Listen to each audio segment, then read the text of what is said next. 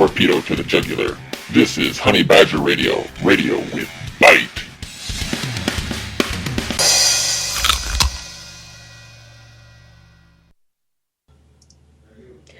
Hello and welcome to Honey Badger Radio. I'm your host, Allison Tiemann, and with me today is Rachel Edwards, Crystal Garcia, Hannah Wallen, and of course, as always, James Huff.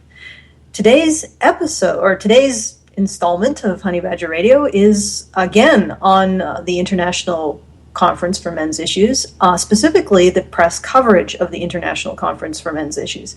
I'm sure it hasn't escaped your notice that the press coverage in most cases has been negative, and if you judge the conference based on the press, you would have thought it was a den of rapists and murderers and an orgy of misogyny. So tonight we're going to discuss that conclusion by the press and take a look at that. But first, here's Hannah with the news. Hannah, take it away. Hello, Sorry, Hannah. I forgot to unmute. I always do that.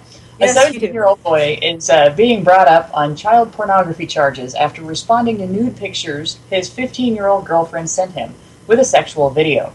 Authorities forced the young man to endure invasive photographing of his genitalia, but police are trying to obtain a warrant to take even more pictures, saying that they want to induce an erection with medical injections to obtain evidence of wrongdoing. The teen faces 2 felony charges for possession of and manufacturing of child pornography.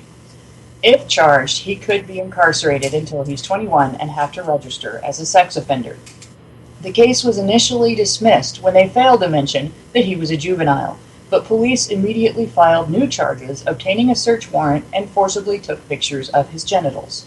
The teen was told that he needed to plead guilty or face another search warrant, where they intend to induce erection through penile injections. These police officers are using taxpayer money to abuse a minor for trading explicit images with another minor. This is probably the best argument for sex offender law reform. The teen has since pled not guilty to all charges. Wow, that's quite the story. What's really remarkable is, you want to talk about rape culture, they're essentially threatening this kid with sexual assault in order to get him to comply to their to their extortion demands. And that's pretty. It's remarkable that they can get away with this, because I imagine that this would have blown up if this was a woman or a girl that they were directing this behavior towards, that they were expecting to undergo an invasive medical sexualized medical procedure in order to obtain evidence of guilt. And I imagine that that Tumblr and Twitter and all the social media, and there would probably be a 1 million strong signatured petition going around the internet by now if it had been directed at a girl or a woman. But it's pretty incredible that they're going to get away. Well, maybe not get away with it. Hopefully not get away with it. I got to point out one thing, because I did see this story earlier on Reddit, and the thing that isn't getting discussed much with regard to this is the girl sent first. This is not a guy who was, harassing some young girl with pictures of his penis. This is a guy who responded to a girl's initiation of sexual banter using their cell phones and sexting. So this isn't something that he's done and where he's victimized anybody. This was a mutually engaged activity. And in his case, they're treating it as criminal behavior, and they're treating it like it's predatory. In her case, even though she initiated the behavior, they're treating her like she's a victim. And in discussing this on Reddit, it was pointed out to me that police have claimed that some of the additional charges were filed because the boy continued to send these messages after he was told to stop. But what I haven't seen is charges of harassment. And if the girl said stop and he continued to send pictures, they would be charging him with harassment. because they're so gung-ho. Authority figures right now are so gung-ho over anything that they can charge a guy with, that it's a sexual offense. They would not have passed that up.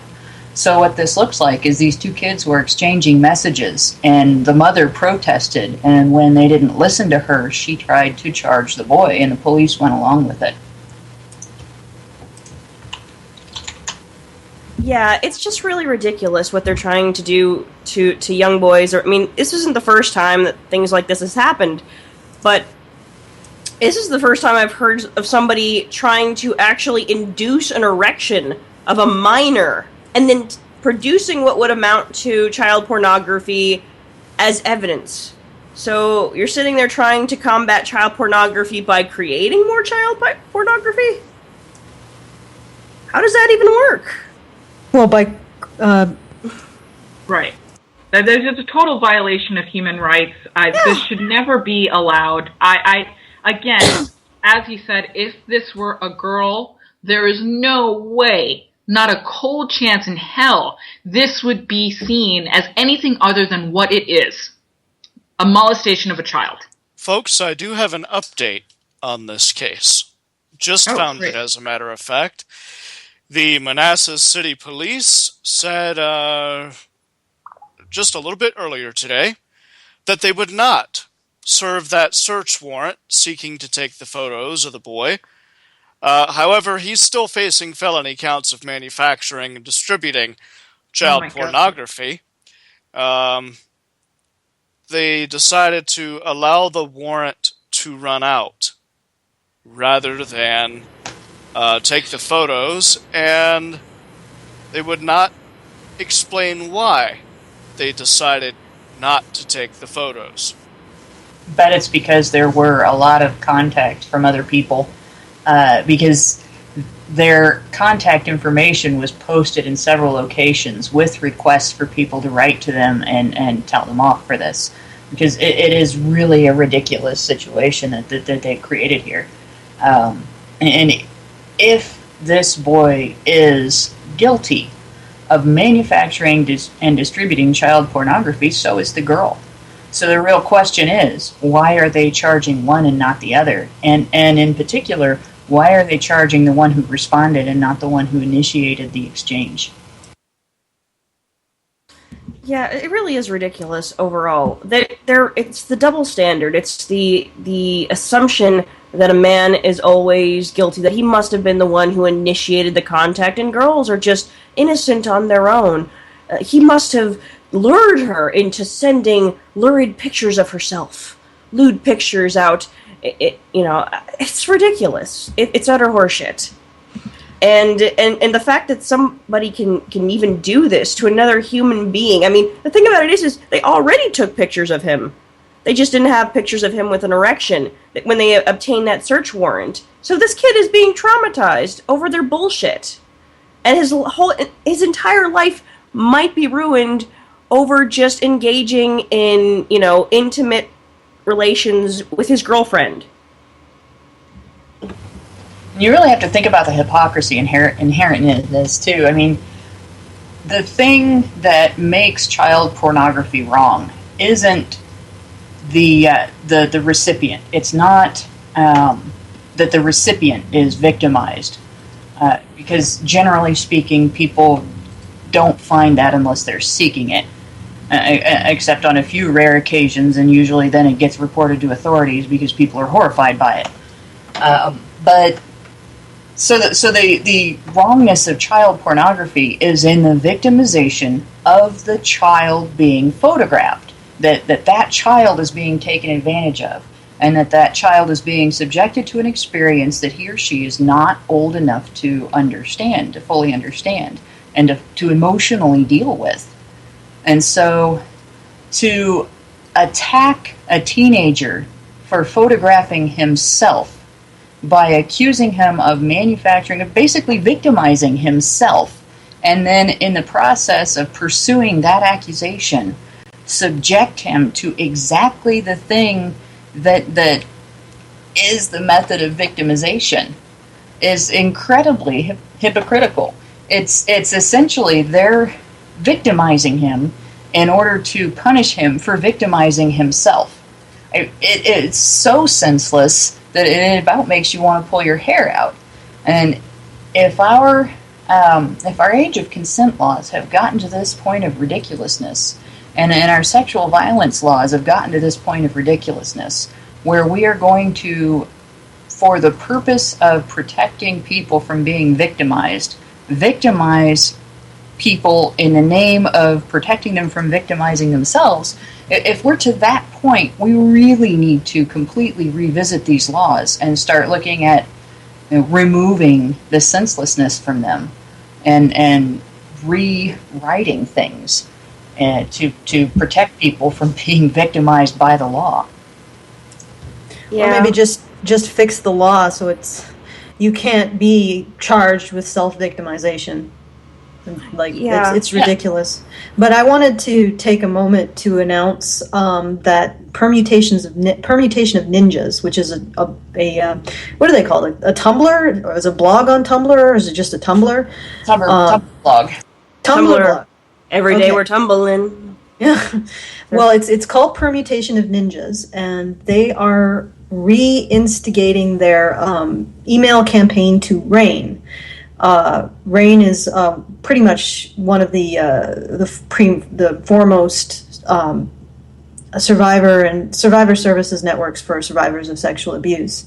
And unfortunately, RAIN bases its statistics on the rate of sexual abuse of men and boys on a pretty dodgy statistics that pretty much render invisible the majority of male victims by calling certain acts not rape, like a woman forcing a man or a boy to have sex at gunpoint. That's, of course, not rape. It is made to penetrate. So what Permutation of Ninjas has done is, a while back, they suggested that people send emails to RAIN to challenge these statistics and base their actual advocacy on statistics that are more accurate about the sexual abuse of boys and men. I would like to add another twist to this, the story about RAIN. In a recent National Crime Victimization Survey, 38% of the people who reported being raped and abused were men. That's 38% of the people who were reported being raped or abused were men.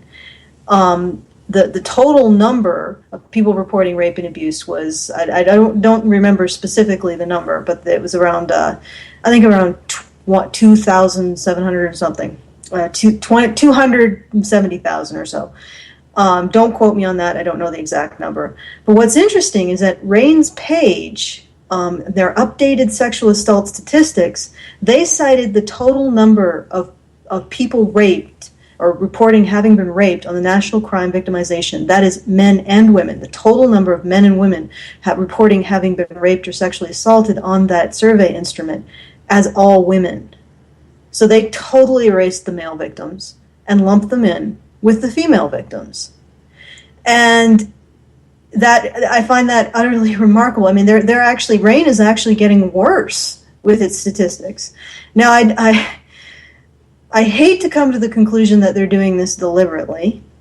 Perhaps it's just an oversight on their part, in which case, we've got two very bad options. Either they're pretty much almost criminally negligent in not actually carefully reading and understanding the sources they cite, or they're deliberately minimizing the rate of rape of men and boys. So either option isn't very good for RAIN. So I would suggest that they do need another email campaign. In particular, they need an email campaign pointing out that lumping in male victims with female victims and then reporting them all as female victims is just ever so slightly unethical. Ever so slightly the kind of behavior you would not really want to see in the preeminent network for survivor services, survivor of sexual abuse services. Just sort of the kind of the behavior that they really shouldn't engage in. So please do go to Permutation of Ninjas Tumblr blog post, RAIN follow-up campaign. That's permutationofninjas.org/post. Oh goodness, numbers. Okay, never mind. Just look for Permutation of Ninjas Rain follow-up campaign in Google. Just put that in Google, and maybe add the word Tumblr, and hopefully that'll get you to it. And do try to help out with this campaign, because this is Rain is just spinning off the end of the dock here. And I think I'm going to hand the mic over to Crystal. Crystal, are you ready to start the show segment? Because we want to talk about the press, right? We want to talk about the press coverage of the International Conference of Men's Issues. Ready, Crystal? Say you're ready.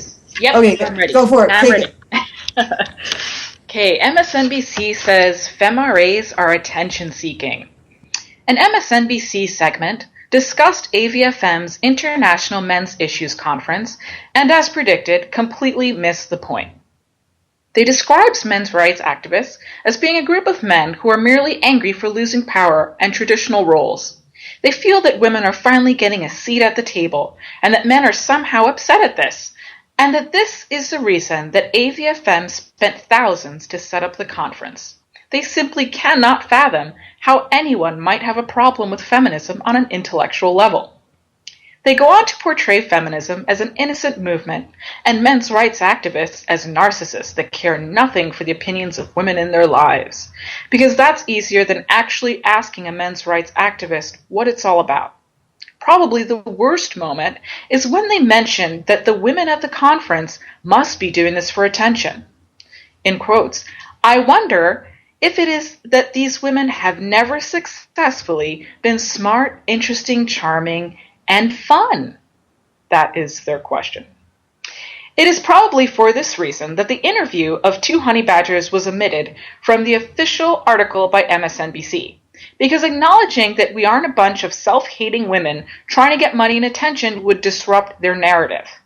I think we speak for everyone when we say that this news segment is everything wrong with modern journalism. Because in lumping all women together as members of the sisterhood, Liz Winstead makes it damn near impossible to criticize the women that are harmful. She places the women that are violent and manipulative as being beyond reproach. Because of this mentality, that the very act of criticizing some women is somehow bad for them as a whole. But only when men do it, because as we all know, when women disagree with the sisterhood, they're merely misguided attention whores that know not what they do. Because as we all know, MSNBC likes to keep it classy. Apparently they do. Yeah, that is quite the irony, isn't it? You can't criticize women unless they don't agree with MSNBC or feminism. Then you can broadside them with all barrels. That's fine. But I just wanted to point out, watching that segment was interesting, because when they described Dr. Tara Pommier's probably butchered name, I'm so sorry, Dr. T. When they described her golden uterus syndrome, they did it in such a way that made me think that, wow, these people don't think women can be bad, because I don't think Dr. T was saying all women engage in this behavior, but it is possible for a woman, being a human being, to make more choices that are less than moral. I know this is shocking to people, but women are people too, and they make moral choices. Some of them bad, some of them good. And the fact that they could not conceive of allowing that a woman could make a poor moral choice, it's just like, do they see women as people? Because that's really what it comes down to. People have different characters. They make different moral choices. And saying that it's impossible for women to make bad moral choices is saying that they're just something other than people, or human, or something. And it was quite the thing to watch. And I wonder who the real misogynist here is. I mean, if you sacrifice women's personhood in order to deify or pedestalize their womanhood, I mean, that to me doesn't sound like a good thing. It sounds like a form, I would say misogyny, also misandry, but the two are so closely tied that you really can't separate them, especially in this instance. Go ahead, Rachel. I've waited on long enough. I think your new kitty agrees, or is that Pook? No, it's the little one. Oh, she's got a new kitty. Anyway, back on topic. Really watching these women was kind of disturbing. And if you noticed, one of the women there, the woman that they invited on as the supposed expert, was that woman from the Lady Parts Justice video. You know, the ones that were joking about how we had raised money to go to the conference. And they're like, they've got a pool. But anyway, What? Wait. Yeah. What? We have a pool? When did that happen? No, at the okay, no, there was a video back when we had the fundraiser. Yeah. And they were talking about, I think they were either talking about us raising money or the conference, or money being raised for the conference for extra security. They were talking about how the Hilton had like a pool or whatever, but it really didn't. But yeah, but so what? Most hotels do have pools. yeah. What? Anyway, it was them attempting humor. It was okay. You remember that video yeah, where the woman one of them had the hipster glasses and the other one had the beret. Yeah. But anyway, Yeah. oh god, it was continue with your point. but anyway, the way that they've framed this overall is what they're trying to do is and say about these men, the men who are part of the movement, is that they're trying to say that, oh, the reason why they're so upset is that women are finally gaining ground. I'm like, are you fucking kidding me? Are you really saying that this is the problem, that this is why men are angry, that this is why they've raised thousands of dollars to put together a conference because they're just whining about women being in power? It's just, I can't even begin to think about how they can come to that conclusion. Because I guess in their mind, they just cannot see women as being anything other than oppressed. And they can't see these men in a victim role. They can't see them as victims at all. They can't see them as being hurt or capable of being hurt by predatory women. They really just cannot see that at all, and it's really disgusting. Well, the other thing is they can't see that women can be strong, because strong people can hurt other people. Exactly. Absolutely. And when they went to go talk about us, the Femirates, they're like, "Oh my gosh, who are these women? Why? I can't imagine why they would do this, because they're just hurting women as a whole to sit there and talk bad about some women." I kind of wonder if they realize the contradictions that they're putting out there, because when they start talking about men like, oh, they're only having these get-togethers, they're only having this conference, they're only gathering online, and all because they're upset that women are gaining ground, then they turn right back around and say women don't have any power, women haven't gained any ground. They don't seem to realize that they're contradicting themselves. They don't seem to realize that they are they keep completely tearing down their own arguments. Either women have power or women don't have power. But I think the fact that they were able to talk about the men in the men's rights movement. They were able to, even though they weren't honest about the men, they were still able to talk about the men. They were not so threatened by the men that they had to pretend the men didn't exist, or pretend that the men, understate the numbers of the men significantly in the movement, and try to pretend that the men weren't there by ignoring their presence and everything. But they're so threatened by women in the movement that they have to actually try to obscure us, or try to reduce us. And treat us, when they do talk about us, they have to treat us as threats and as victims. And it just totally betrays their claims of lack of power, in that they're treating us as the bigger threat to their political position. If women didn't have any power, then women in the men's rights movement would be no threat whatsoever to the political power of women in the feminist movement. We would just simply be accessories. So for them to go on like that and sort of reduce us to a handful, and try to minimize the participation of women in the event, despite the number of women who spoke at the event, And despite the number of, like, they, even in highlighting Dr. Tara and even in highlighting Aaron Pizzi, they still wanted to turn around and minimize everything they could possibly do. They to minimize. They wouldn't need to do that if women had no power. In fact, if women had no power, they wouldn't have the capability to do that. They would not be able to try to silence the movement. They wouldn't be able to try to challenge the movement by lying about it. They would simply be whining on their little blogs somewhere off in some dark corner of the internet, and that would be it. There would be no mainstream articles decrying the movement as misogynist and reactionary, because there wouldn't be feminists writing them, because there wouldn't be feminists in those positions. So for them to do what they're doing completely contradicts what they're saying. Yeah, I mean, we actually did get interviewed by MSNBC, me and Crystal, by, I think it was, what was his name? It was like Adam Sewer or something like that. But he seemed a little bit fidgety the entire time. He seemed really... I mean, Crystal, you can jump in and talk about what you said. Crystal, you there? Hello? It takes me a second to unmute, so, and I can't pre-know when people are going to stop talking, so. Okay. Yeah, I talked to MSNBC, and, I mean, I could already tell by the, he was acting a little squirrely, but I was trying to give him the benefit of the doubt.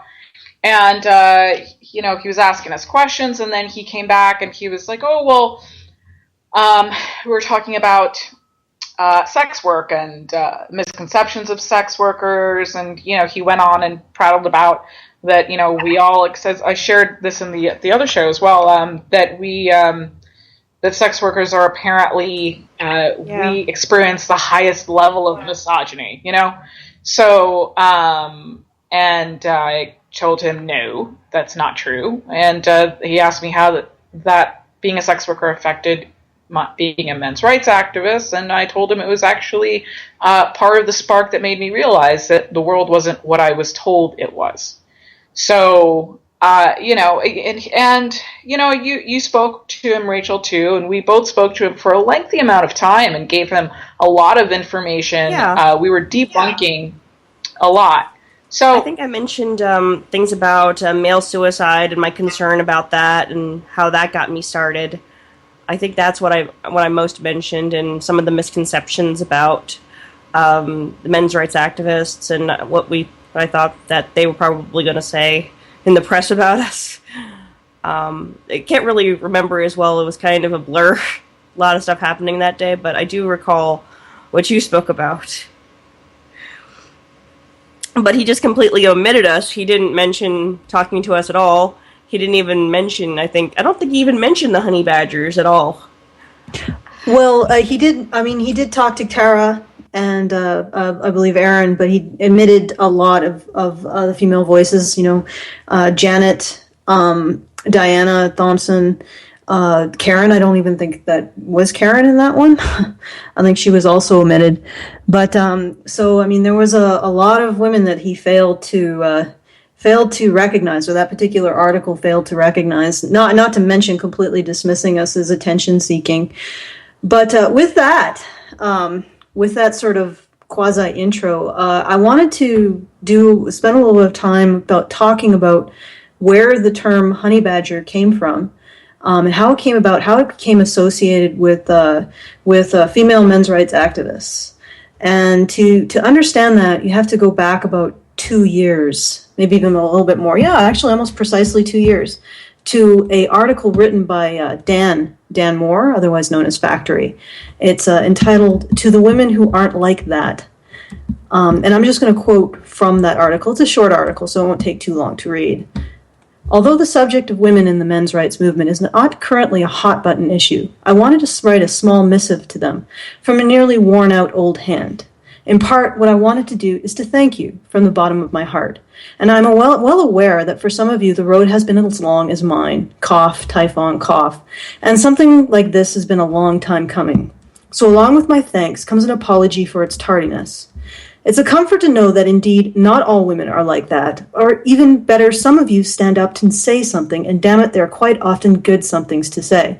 And in no small measure, it is precisely because you are not men, your unique perspective as regards to men's issues, being fully aware of them, on men being outside observation. This is most definitely not to disregard or diminish in any way your viewpoints, but rather a recognition of the value those outside viewpoints have in realizing what's going on. As an example, it never occurred to me the level at which feminism infantilized women until I read an article criticizing same.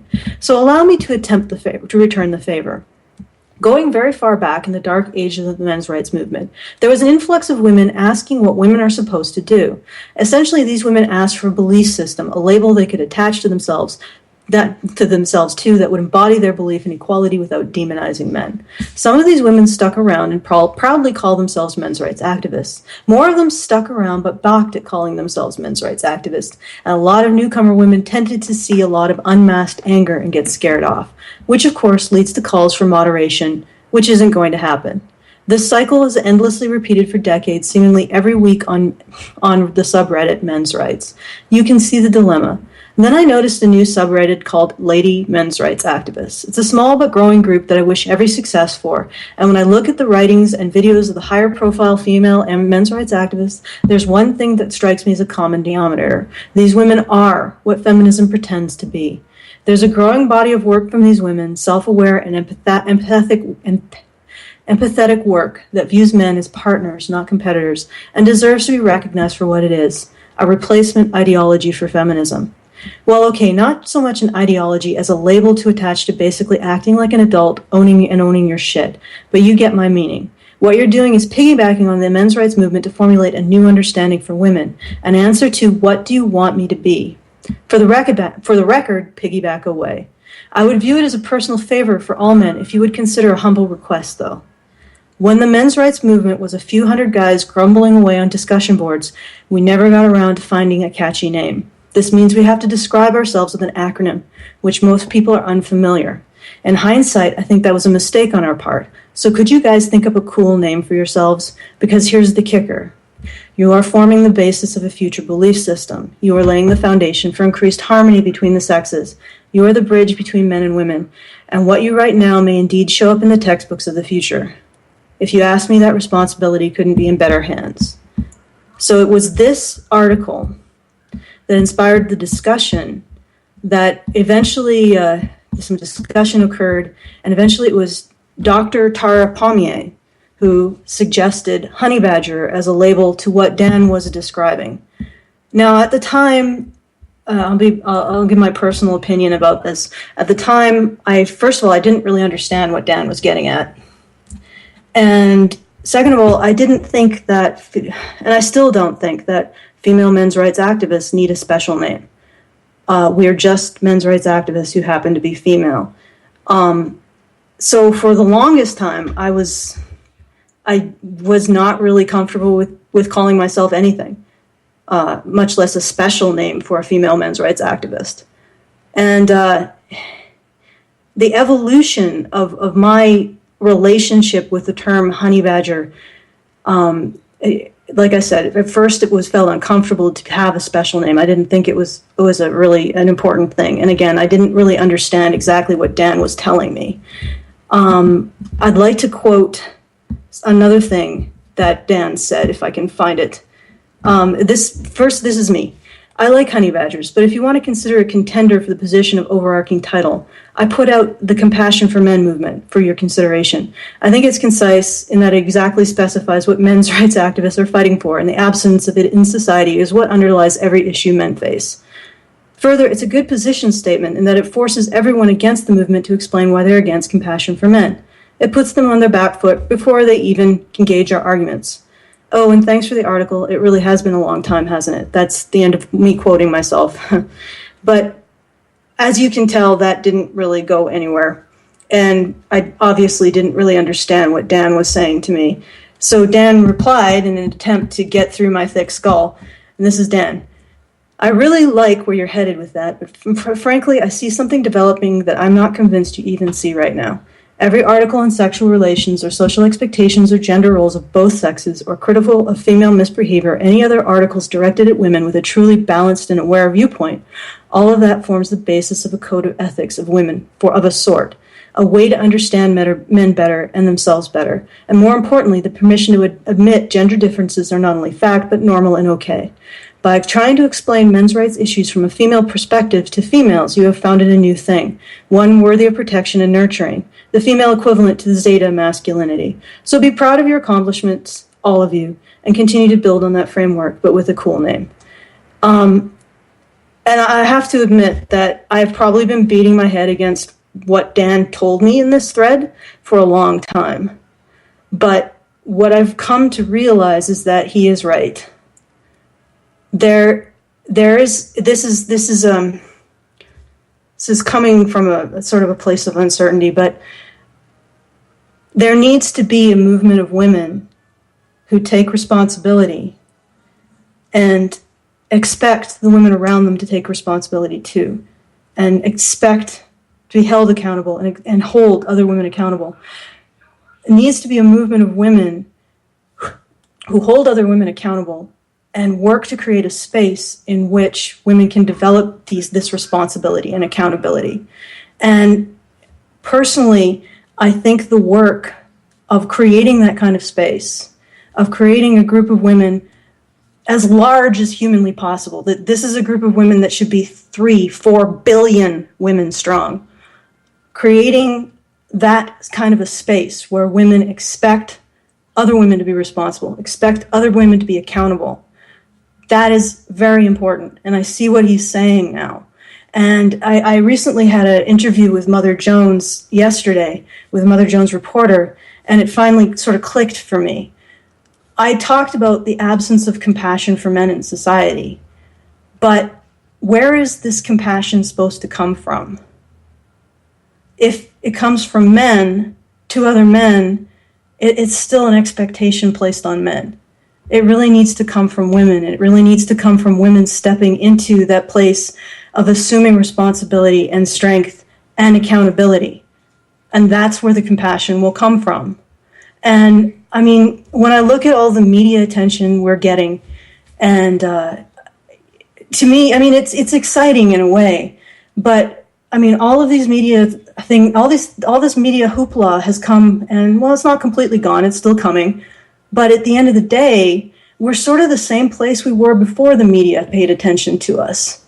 So I think even though it's humbler and quieter and smaller, I think the process of building a community of women that take responsibility, hold each other accountable, and strive to become responsible and feel compassion for men and help each other in that endeavor is going to be a huge part of what changes this situation. And it's not just a situation where men can't do this for themselves, which I actually agree. I don't think men can do this for themselves. It's also a situation where men shouldn't have to do this for themselves. This isn't something men should have to do. And for me, and to move it back into my relationship with the term honey badger, I still think that if you're a female men's rights activist, you don't need a special term. You're just a men's rights activist who happens to be female. And up until very recently, I had to make some sort of peace with the fact that I was being called a honey badger. And for me, I made peace with it because I saw it in terms of being part of a sports team or a group. And I said, well, if we're working towards a goal, and this is the label because we're working towards the specific goal, I guess I can handle it. You know, we're like a sports team or a band. That's fine. But in terms of just being a men's rights activist, I don't want a special term. I'm not a honey badger. Not at all. And the other concept that I realized is that in many ways you can't be a honey badger. It's just like being a man. The concept of man is something that's almost aspirational. You can never truly achieve being a man. Men are always in the process of achieving it, because it's just something you can never. It's not something you are. It's something you do. And I think honey badger is that. It's not something you are. It's something you do, and you can never really achieve it. You're always in the process of trying to be that thing, but you never are. And I think that's something that's missing for women, is that kind of aspirational goal that they can never achieve. I will never be a honey badger. I'm not a honey badger, because a honey badger is an aspiration. It's something that you are always striving for. And I think that brings out sort of a humbleness and a sense of constant focusing on your actions as choices, as who you are, as opposed to labels or the fact you're female or whatever. So yeah, that would be my sort of rant about where the term honey badger came from, and my relationship to it. And I'm going to throw this open to the rest of the girls or the women. Like I said, the women, go for it. Take that. That was powerful. The sandwich lines. I mean, from this. Yeah, go on. Yeah, that was really powerful, and that was amazing. I don't think it could have been said better. I mean, you really. Yeah, bravo. You really got it. Yes, absolutely, bravo. And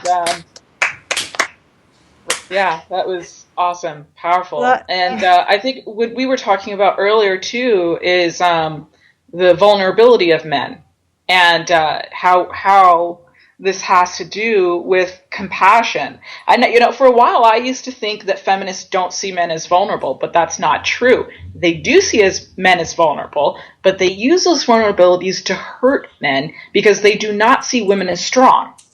Like if women seen as strong can only have compassion for the vulnerabilities of men if they are seen as strong. But feminists see women as weak, and that equates to women need to take advantage of men's vulnerabilities and abuse them because, well, women are weak.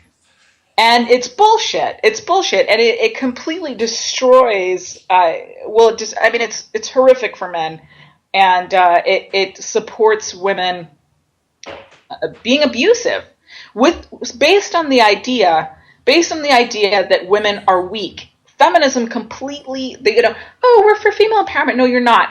It fuels this idea of weakness of women. It uses that as fuel to abuse men. And I just can't be more clearer than that. It cannot be more clearer than that. When you see a woman as a victim, then you support her abuse of men because you see that she is incapable of being powerful in any way. So until a woman sees herself as strong, she will never know how to be compassionate towards a man. Women who are not compassionate towards men only see themselves as weak. That is the only explanation. Because if you see yourself as a powerful human being, how could you not see the person in front of you? How could you not see a man as a powerful human being who is also vulnerable, who also needs love, who also needs to be supported? So I really don't see how people don't understand this. It's so freaking blatantly obvious. Yeah, it really is. It's become a real problem.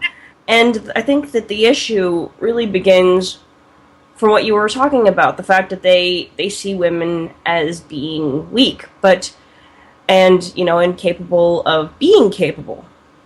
And because of that, they really are hurting women because they're causing them to be governed by fear and paranoia. They are acting in survival mode and basically justifying their treatment of men. They say, well, I deserve this. And men deserve the treatment that I'm giving them because they've pretty much treated women like shit for hundreds of years, or at least that's what they believe. And that somehow this completely just justifies their actions. But that drives me nuts. That drives me nuts because it just pisses me off. Like, how much more can men possibly give? How much more can they possibly give? And instead of getting appreciation, instead of getting thank you, our societies are built on the generosity of men. But instead of receiving that, feminism pushes women to be more and more just black holes. Never satisfied. It's never enough. I want all of it. It doesn't. That's not coexisting. That's not healthy human community. That is female domination. That's what that is. That is female superiority. That's they're that Yeah, is not. It's not normal. I actually described it recently in a response to a feminist on Tumblr as riding on the backs of others while claiming that you are an oppressed class. Because that's what you're doing. You're riding on the backs of others. You're gaining these privileges at the expense of others, and basically saying that you are an oppressed class, that you are a victim, even though you're benefiting from the blood and the sweat and the tears of other human beings, and then saying that you are a victim.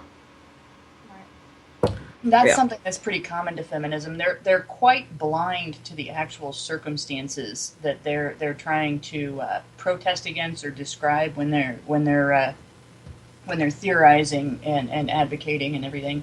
But and the reality is that feminism has, in large part, been a centuries-long fight to exempt women from women's half of human accountability and human responsibility. Which, when you think about it, throughout history, it's not been so much that there has been one gender that's oppressed the other. It has been that both genders have had responsibilities. Both genders have been accountable to their communities, their families, themselves, their partners, for meeting certain standards and fulfilling certain obligations and maintaining the society that they lived in and keeping it functioning and keeping essentially keeping nature from coming in and destroying them. And human nature is part of that, because just because you have an impulse, just because you have a want or a wish, doesn't necessarily mean it's healthy and right and good. If that were the case, then I could eat nothing but chocolate all day, all the time, and be quite happy. Chocolate and beer, and I'd be, the healthiest person in the world.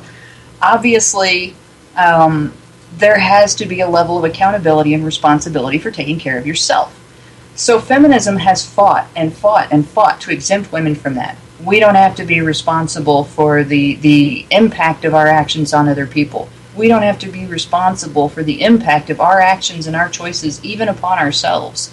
And this is the damage that they've done. What we're seeing today, the imbalance that we're living in today, and the legal circumstances, particularly, that we're seeing today, but even the gender war itself, the existence of a gender war, is a result of that feminist fight to exempt women from responsibility and accountability, while maintaining or even increasing access to privileges in the name of calling them rights.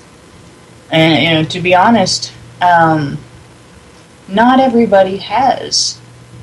We don't. In fact, nobody has a right, an inherent right, to have a say in the decision making of a community. You have to earn that right by proving that your say is for the benefit of the community. So if you are going to try to direct the community to do something that is going to be harmful to everyone else in the community for your benefit, that's predatory. Yet women in early 20th century and then the 19th century fought for the right to have a say in the direction taken by the overall community in the United States and then later in other countries by claiming the right to vote. And while men had to prove that they were responsible enough to have that right, and in various societies at various times, in various means. In some places and during some times it was with military service. In some places during some times it was with responsible land ownership, demonstrating that you could build up some resources in your name and maintain them and protect them and not be, completely irresponsible and childish. Women just fought for the right to have it. We should get to have a say too because we exist. It's been that way with every little thing they've fought for. Right down to the discussion on reproductive rights, where feminists are claiming reproductive rights as the territory of women, rather than saying human beings should have the right to determine whether or not they become parents. It's all about women having the right to determine not just whether they become parents, but whether the men in their lives become parents as well. And if the woman decides to become a parent and to keep custody of the child, feminists want her to have the right to drag the guy along with her. And so you have this whole lack of understanding of what accountability is and what responsibility is and how those things relate to privileges. And it's landed us in this situation where we are in a society where the majority of single moms are single moms by choice. And when I say by choice, I don't just mean they left their marriages, they never got married. You know, the majority of impoverished single moms living under the poverty level, living on welfare, are single moms by choice. Not women who have been abandoned by guys that you could even remotely label deadbeats, but women who decided that it was their prerogative to inflict poverty on another human being who didn't even have a choice whether or not to be in that situation by bringing that human being into the world and keeping them in that situation rather than taking advantage of the options available to protect that person, their own child, from that circumstance. And this is what we're up against. This is the fight that we're up against. Not just that we need to train women to be accountable and train women to be responsible, but that we have to fight back the tide of a group of women who are so unaccountable and so irresponsible that they have fought to train society to believe that women don't have to be accountable and women don't have to be responsible. So we've got quite an uphill battle to fight. And as far as the term honey badger goes, I don't think that it's necessary per se to have a name for us. It's very much like Allison said. It's not something that you can claim. It's not something that you can be. It might be something you can do to stand up and take that accountability and try to help others understand it and help others live by it. But as far as needing a title, it's not really necessary. We need to just get our asses out there and do it. Yeah. I mean, as far as honey badger goes, I like the name. I really do. I don't know. It kind of makes me think of like something like a fluffy tetanus shot. It's like, you know, it's like cuddly, but also a smack in the face to cultural norms. I love that. But I think before I got involved with Honey Badger Radio, what I think I largely considered myself was an anti-feminist and an egalitarian. And then I think as I really got to know people in the movement, I think I felt comfortable calling myself a men's rights activist because I really did advocate for men's rights, and I really did enjoy talking about that, and I thought it was very important. And seeing that oftentimes the female members of the movement weren't being represented, or that they weren't being represented, I thought it was important to own that label, to own those labels. Even though I don't know if if I really care about labels as much overall. I also have something to say about the attention thing. You know, usually when somebody brings that up as an accusation, usually, and this is directed specifically at the news story where they said we're in this for the attention.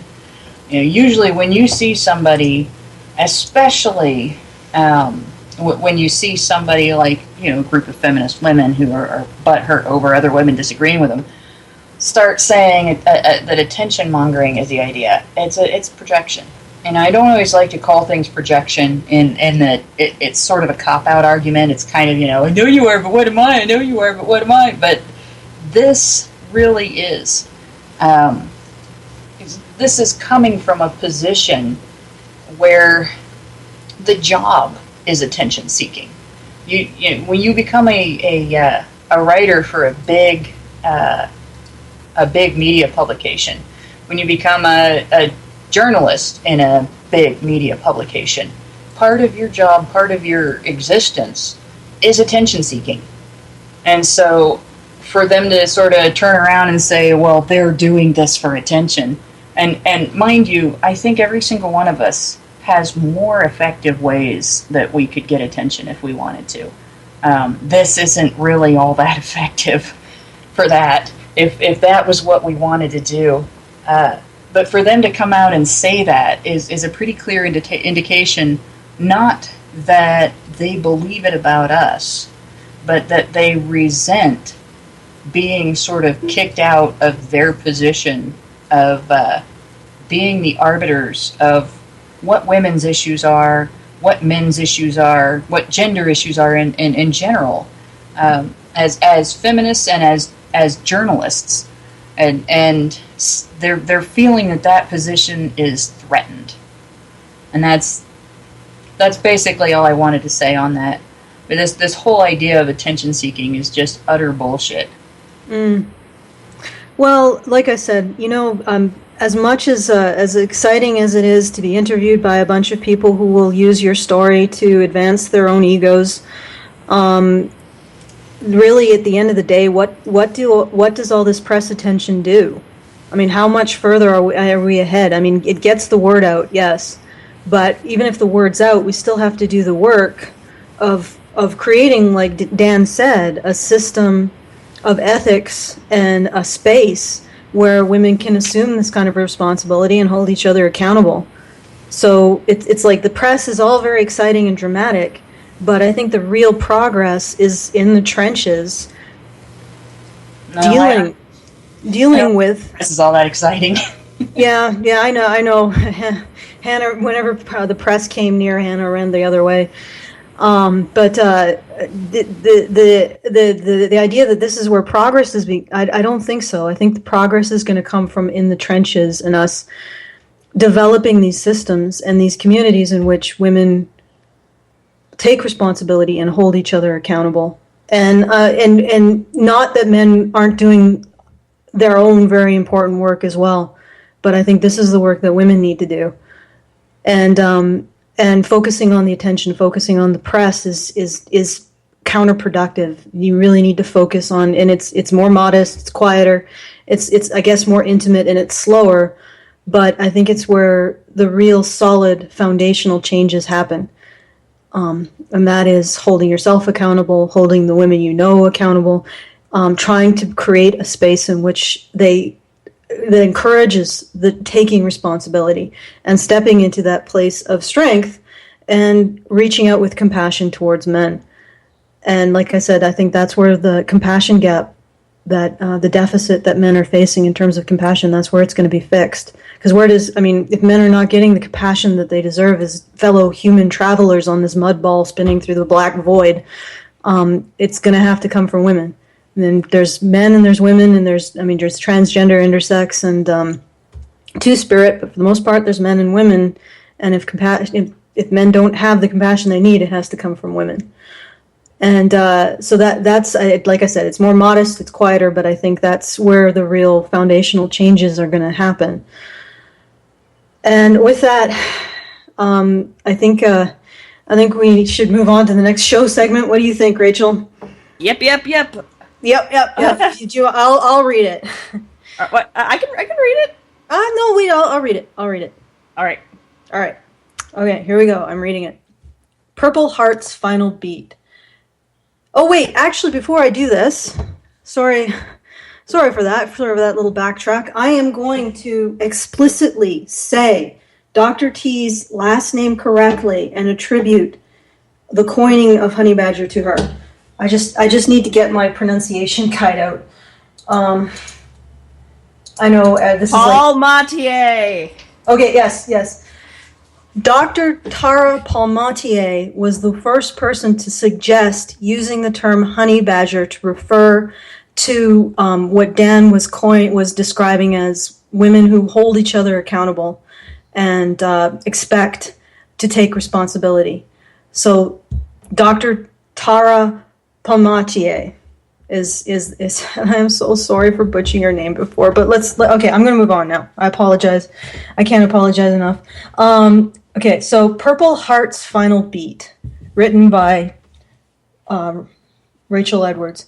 Terrence Pop's presentation on veteran suicide at AVFM's A Voice for Men's first International Men's Issues Conference was both moving and gut-wrenchingly sad. He describes the suicide he had planned to carry out, only to find that his friend, Major Lance Waldorf, had ended his own life first. He describes how this motivated him to help himself and others. During the presentation, he aired a short film entitled Purple Heart's Final Beat, a brutally honest look at the problem of veteran suicide. Despite all of this, Monica Hess of the Washington Post had nothing favorable to say about the presentation. In fact, several people present at the conference reported that she had been playing on her phone throughout, which might explain how she reported the award-winning short film as follows.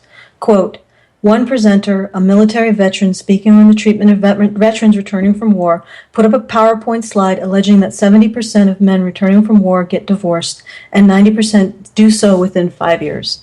When asked about the source of the statistic, he said, that particular statistic is from my personal observations. I'm just speaking here as a dude, end quote.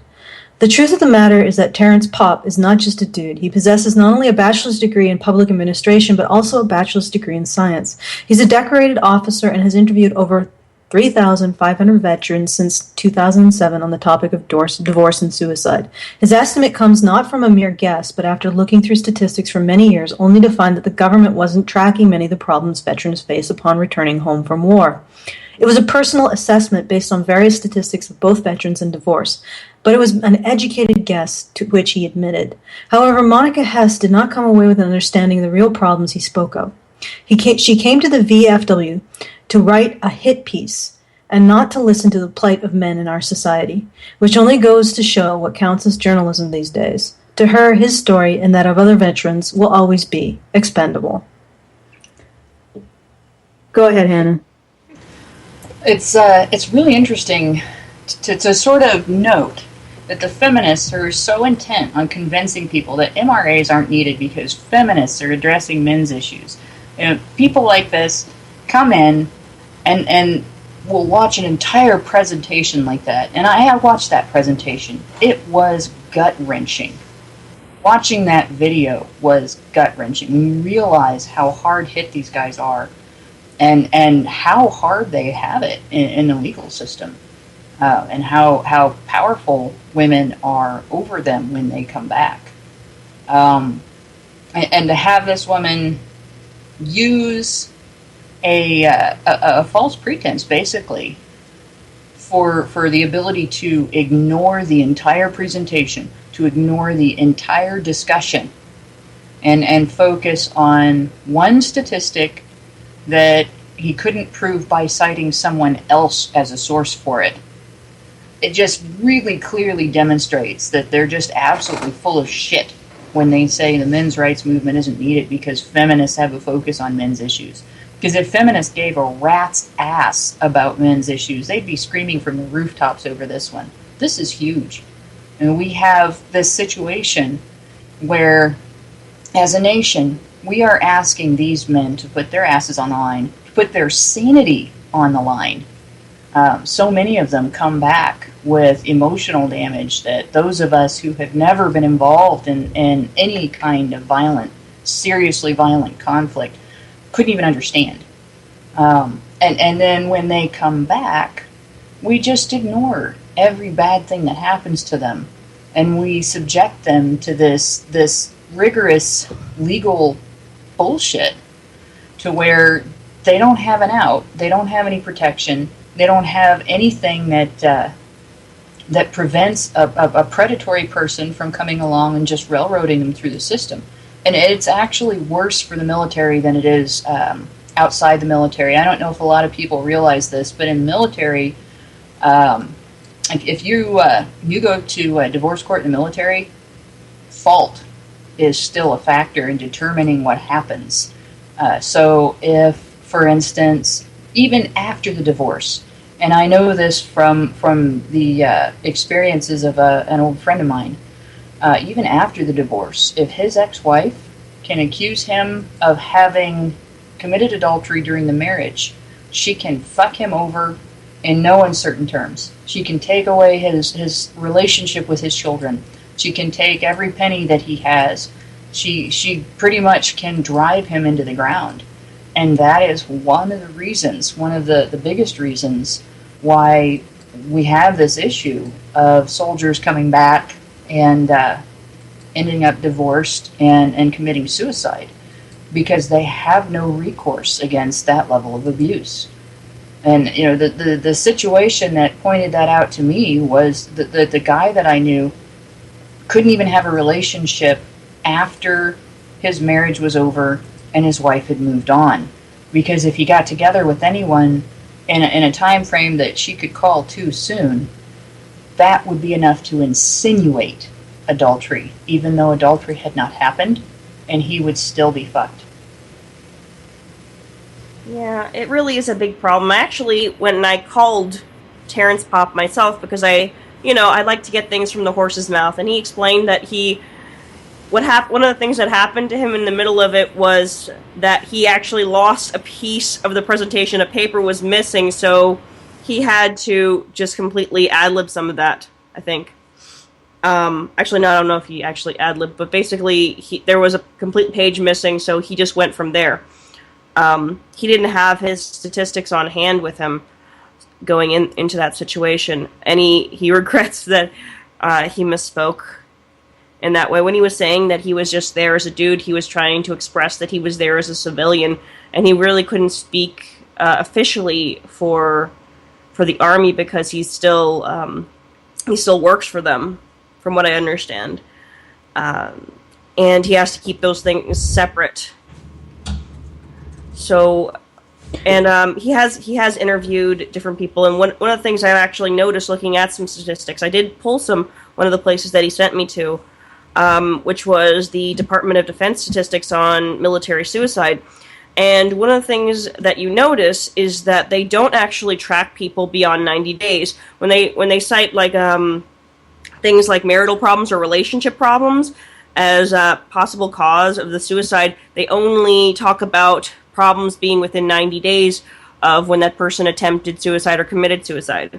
So they aren't tracking suicides that might be caused by earlier problems that might have started 5 years before. So they aren't really doing long-term statistics on veterans and how the legal system is affecting their overall mental health. Yeah.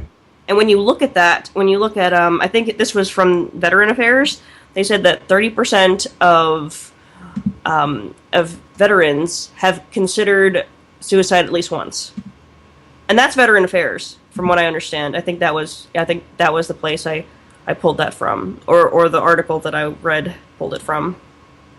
Yeah, it's the reality is that a lot of people have criticized A Voice for Men and the speakers, but if you go to a place, if you're press and you go to a place and you specifically look for the ways to discredit and paint the people who are at this event as being horrible people or being misinformed or whatever way you want, you will find it, because nobody is perfect.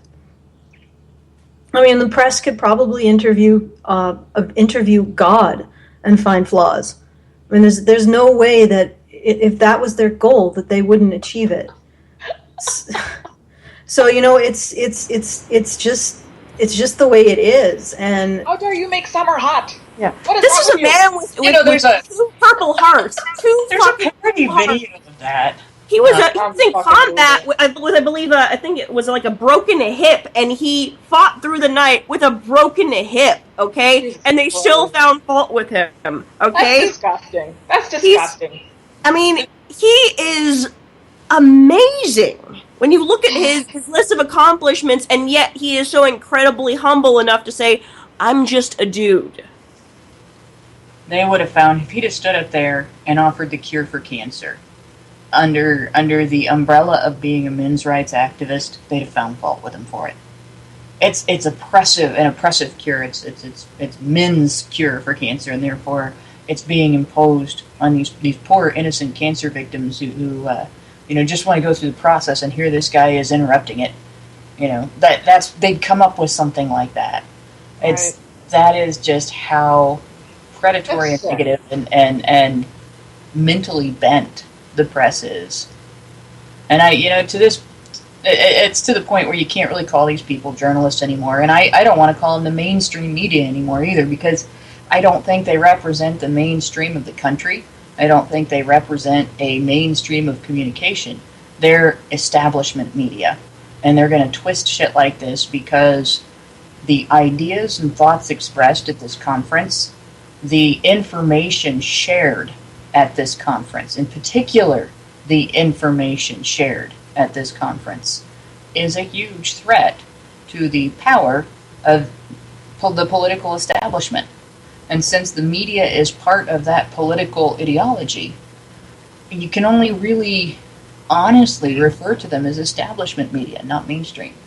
And that's why they're doing this. They're threatened. Yep.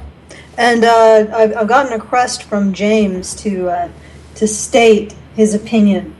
So I'm going to quote James right now. They have been fucking asshats since Seneca Falls.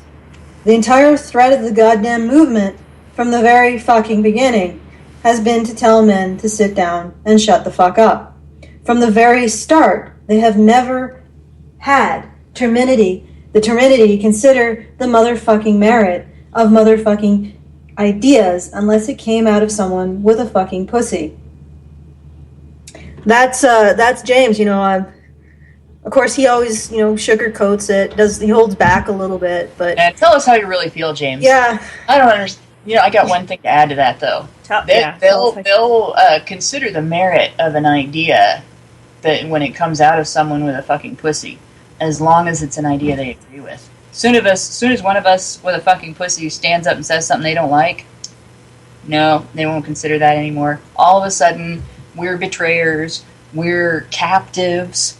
We've been captured by the entire population of men in the world and are being held, and as such we have... Help us, we're being held captive by the patriarchy. Yes. Blink twice! I'm being held captive by the patriarchy. Yeah, the patriarchy. Okay. That's my favorite. Reinforcement cake! Stop! Why is there all this motherfucking cake on my motherfucking plate? Alright. We're in the silly place again. Alright, yes. So the number to call in, if you want to call in, please do call in quickly because we're getting closer and closer to the end of the show. The number to call in is 1-214-666-6148. That's 1-214-666. No, wait. I thought 6148. I thought it was 214-666. Yeah, it's 214. Yeah, oh god. You were saying 114. No, I was saying 214. Okay, whatever. All right. Well, the actual number is 1-214-666-6148. So call in if you want to talk to us about any of these the topics that we've covered. 666. Yes. Is there a fart joke in there somewhere? There has to be. No. Well, there is something that smells like sulfur. Yes. Oh God. It smells like freshly digested eggs. Okay, all right. That would be methane, folks. Methane. Methane. Methane. Yes, sulfur is like rotten eggs, isn't it? Yeah, I was going to say, depends on what you've been eating. I was talking about, the 666 number. Yes. Hinting that something from crawling up from the depths of... From the depths. Something has escaped from a crack in the depths. The depths of Hades. Yes, yeah. Oh, yeah. Well, we want to be appropriate, not fart jokes, but Satan jokes. We eat babies. I mean... No, we don't.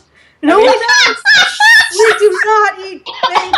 At least not raw. I mean, my God, raw babies? Jesus. We're not barbarians here. Hands only. Only baby hands that come from other dimensions. I like jelly babies.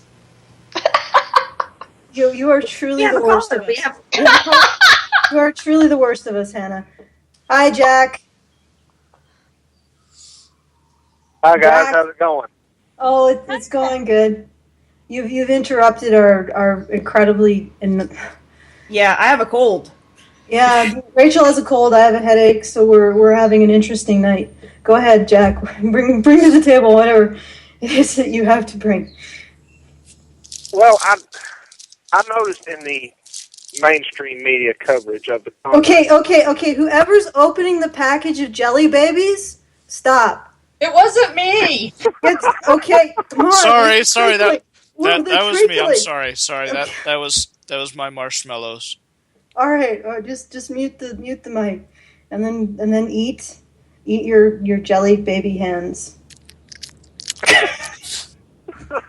I was noticing during the mainstream media coverage of the conference that not everyone, but several of the articles that quoted like Barbara Kay and Dr. T, they would leave out the fact that it was a female speaker. They would just say, one of the speakers at the conference said that rape is the get out of guilt-free card. That women claiming that they were raped to get out of guilt-free card. They wanted to remove the fact that it was a woman who said it, simply because, well, they can't really report that a woman said something like that, now can they? And then claim we're all misogynists and we all are white cisgendered men that hate women. So they had to leave that out, and frankly that pisses me off. That they just continue to silence you guys and pretend that you don't exist because it doesn't fit within their narrative. Well, definitely, and I noticed that they completely ignored the fact that it was, many of them ignored the fact that it was Karens who had the most blisteringly anti-feminist speech at the entire convention. They completely omitted the name of the person who did the speech. Exactly, and for a reason. Oh yeah, and the irony is that these people who are admitting the fact that these are women saying these concepts will turn around and say women don't have power. Well, why are you refusing to acknowledge that the concepts being put forth are being put forth by women if they don't have power? If that is an implicit acknowledgement that women's voices have a power that men's voices do not. And it's amazing to just the hypocrisy and the inability to step back and look at what you're actually saying. But thanks. Did you have anything else to add, Jack? Yes. One thing real quick, shameless plug, if you don't mind. Everyone listening, join Dan Perrins and myself Monday night, 7 p.m. Central Time for Blue Collar Red Pill Radio right here on Voice for Men Radio on Live 365. Thanks, guys, for having me on. It was a pleasure meeting you, and we'll talk to you later. Yep, it was great to meet you too, Jack. Let's actually we have another show segment that we probably should get through. Do any of you women want to do Lee DeVito Gets Molested? Okay. If somebody else doesn't want to, I'll read it. Okay. Sorry, go ahead, Hannah. So, let's see, scroll down to it here. Lee DeVito of the Metro Times describes his first impressions of the men's rights movement through the experience of a gay man hitting on him and invading his personal space, which should be a tip-off to anyone paying attention that the men's rights movement isn't merely a bunch of conservative traditionalists. What he fails to understand is that this man had done the same thing to other men he'd come into contact with. Those that saw him could tell that he might have been suffering from a mental illness. Needless to say, Lee DeVito never reported it to conference security or the police as sexual harassment, meaning that it took the people at the conference longer to handle an issue that could have been dealt with immediately. What he doesn't know is that the man in question was expelled from the conference for his behavior on the first day and was not welcomed back. The staff resolved the issue quickly and made certain that everyone felt safe for the remainder of the conference, which he would know had he bothered to do his job and asked questions. But it is clear that he, like the rest, came for a purpose. He, like the other journalists, were simply not ready to hear our message or to see us as anything aside from a group of misogynists, which only goes to show that they are only after stories that sell, and a story about peaceful men discussing issues in a VFW isn't one of them. Yeah. I got one thing I want to add about this. So I was in the room when Paul got up and talked about expelling this guy, and he made a very valid and very important point about this. At this stage in the movement, even though, as it was said at the conference, we're not in our infancy stage anymore as a movement. We're still small, and we still have a lot of things to develop. Paul lamented the fact that at the conference, which was a small conference, we could not have prepared for this with having something in place to maybe help this guy instead of just throwing him out, and expressed hope that in the future that we would be able to do that as a movement, as an organization, we would be able to have something in place where if we encountered somebody whose behavior at the conference or at any other venue where we were having an organized meeting of any kind was dysfunctional, that we might be able to provide them with some assistance instead of just expelling them from the meeting. So I have to agree with that. It's something that we can strive for in the future, and I think that this so-called journalist really wasted an opportunity not only to assist his fellow conference goers by talking to security about this, which if it was a real problem for him, you'd think he would have done that simply to get the guy away from him. But he also wasted an opportunity to talk about that. He wasted an opportunity to talk about ways in which the movement could grow and ways in which the movement could effectively be helpful to men. So it's really kind of a shitty practice of journalism. Yeah. Jinx. Jinx. Let's not bring this back to a silly place, but yeah, it's when you would think that this would sort of make them question how they've cast the men's rights conference. We've had one joke on the ad to this video. I was expecting a gay orgy. The next time, I suggested that person he might want to make a suggestion to Paul to include, a tea room or glory hole or mosh pit next time. Just a few suggestions. I'm not sure where they'll go, but anyway, it's I know it's horrible. I'm a horrible person. I should flagellate myself. Glory hole. Oh. Yeah. Oh, I know I'm bad. I should never have said that. No. I'm bad, and I should feel bad. The bathroom is not nearly big enough to accommodate balls of that magnitude. Okay, all right. This is going to rapidly degenerate, so I'm gonna move on. Let's bring on Duckman. Oh, that's going to help. Well, anyway, we'll do it anyway. Come on, Duckman. Yeah. Hey, everybody. Hey. Am I on the air? Eric. Yes, that's me. Hi there. How are you? Hi. Am I good? Am I on the air? Yes, you are. Oh. It's like magic, isn't it? Yeah. We're good. Is it just you and I? No. The others are here. Boo. Oh, okay. No, I just wanted to call in, and first of all, to let everybody know that me and Feedable can have the Vanguard report on Monday nights on AVFM. But I also wanted to say well done on the conference. I just watched that piece on the women of the movement, and I was sitting around with my friend, and I showed her the MSNBC thing with the co-creator of the Daily Show.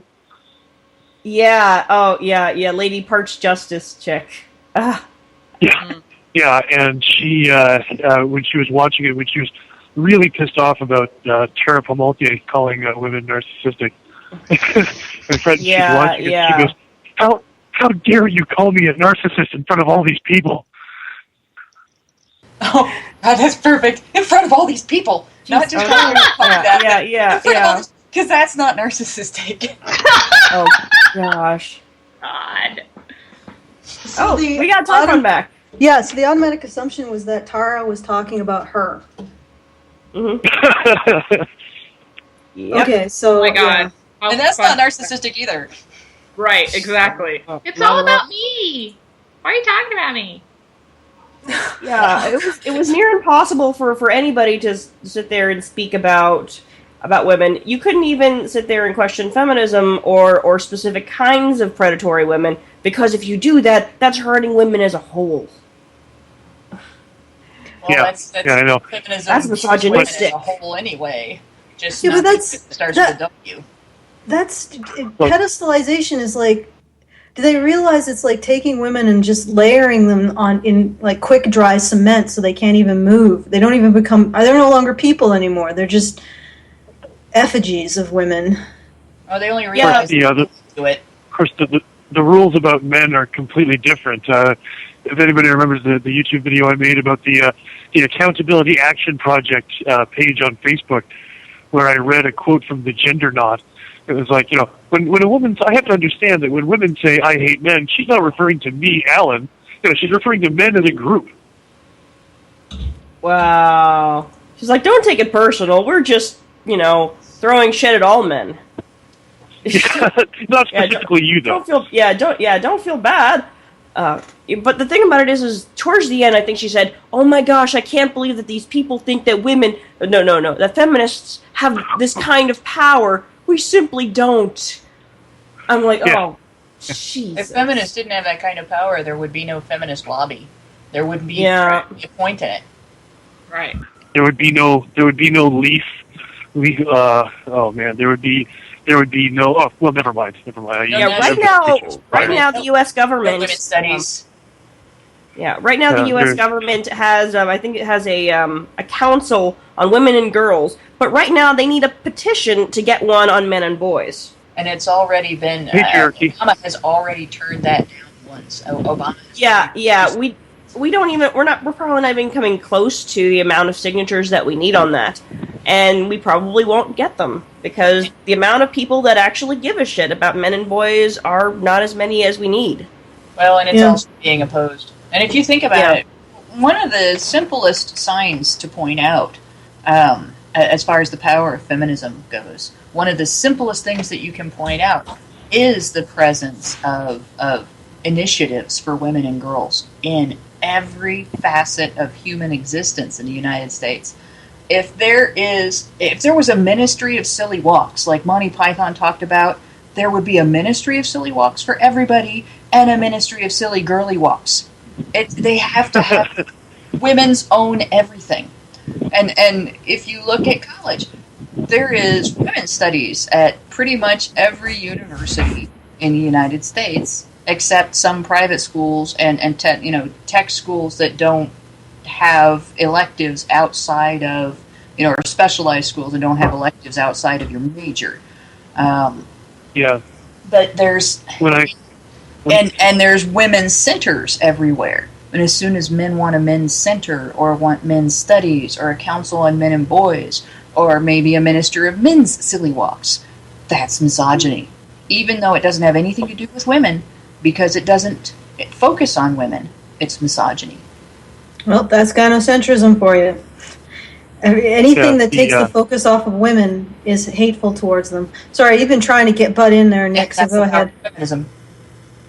When I first got into this, I was looking up, back in 2009, I was looking up men's hospitals, because there's women's hospitals on every major campus in every major city. And I found 2 men's hospitals. One is in China, and the other one is run by a group of Catholic monks who aren't allowed to touch women because of their religion.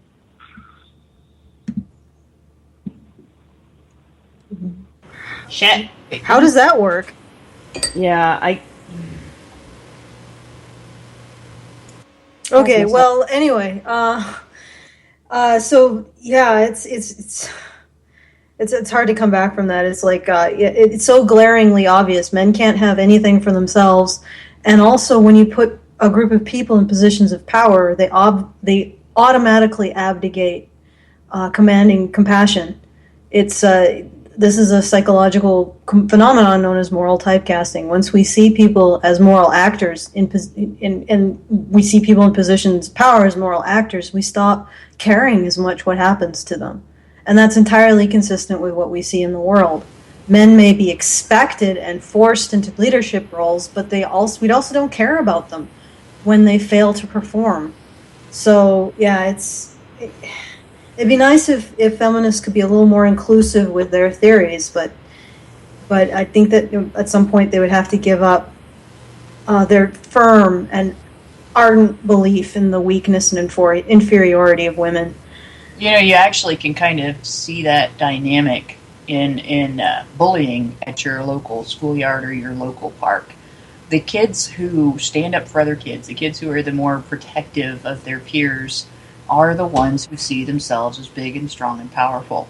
The kids who see themselves as weak and see themselves as the underdogs are the ones who are bullying the other kids. They're not bullying because they have power. They're bullying because they covet power that they see themselves lacking. And that's kind of what feminism does. They're bullying because they covet power. They don't see the power that they have as power. Oh,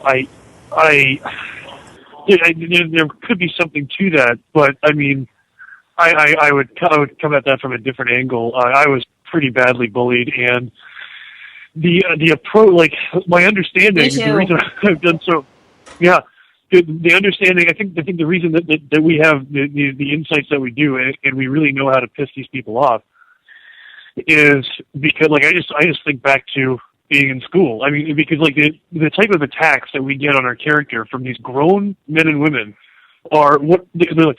You're a bunch of losers. There's only a few of you. You don't have any friends. Nobody likes you. It's the exact same shit I heard in grade 6. Bullies always target the people that they think they can build their power on by making other people see them as flawed or weaker. Yeah, there's that. But I mean, it's also that, you know, like I mean, we heard that when there was that panel discussion with the guy from White Ribbon and Adam McPhee, there was that jackass who came right out and said that truth is determined by consensus, right? And they have this mentality, like here in Edmonton, the Occupy movement. When the Occupy movement came to Edmonton, they went to a park and they sat there and they were declaring that they weren't going to leave until they got what they wanted, but they didn't even know what they wanted. It took them weeks to come up with a list of demands. Yeah. And they didn't know what they wanted, but they knew there had to be a bunch of them together. I mean, their bottom line is consensus. And consensus. I think a tub of ice cream. So the Earth actually used to be flat, but consensus made the Earth round. And if people had not come to that consensus, then when people sail off into the distance, they would have fallen off the edge. Thank God for consensus. We'd have serious trouble. So there's no objective reality. There's only consensus. Interesting. Yeah. Well, my phone. Yeah. So there's only consensus. So but it has enthusiastic consensus. Oh, God forbid it'd be sort of. Damn it, Hannah!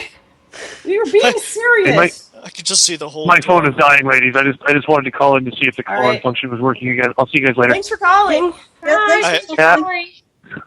I could just see the whole dorm at the college room congregating to discuss whether or not two people should go ahead and fuck.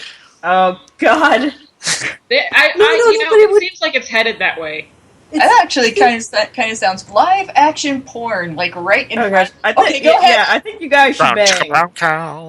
But here's the thing. We were talking about an orgy of misogyny, right?